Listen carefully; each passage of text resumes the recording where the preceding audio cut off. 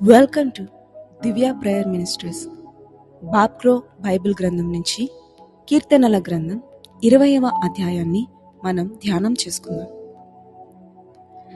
కష్ట సమయంలో యెహోవా నీకు జవాబిస్తాడుగాక. యాకోబు యొక్క దేవుని పేరు నిన్ను కాపాడుతుందిగాక.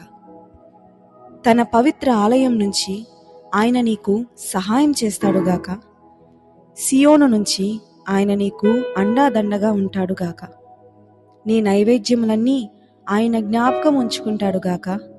నీ హోమ బలులు ఆయన స్వీకరిస్తాడుగాక. నీ కోరికలు ఆయన సఫలం చేస్తాడుగాక. నీ ఆలోచనలన్నీ నెరవేరేలా చేస్తాడుగాక. నీ విజయానికి మేము ఆనందధ్వనులు చేస్తాం, మా దేవుని పేర పతాకం ఎత్తుతాం.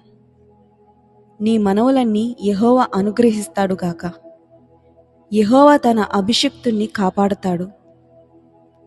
ఇప్పుడది నాకు తెలుసు. ఆయన తన పవిత్ర లోకం నుంచి అతనికి జవాబిస్తాడు. విజయవంతమైన కుడిచేతి బలం ప్రయోగిస్తాడు.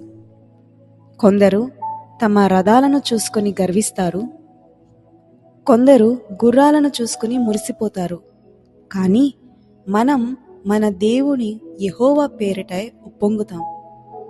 అలాంటి వాళ్ళు వంగి కుప్పకూలిపోతారు, కానీ మనం చక్కగా లేచి నిలుచున్నాం. యెహోవా కాపాడు. మేము ప్రార్థన చేసినప్పుడు రాజువైన నీవు ఆలకిస్తావుగాక.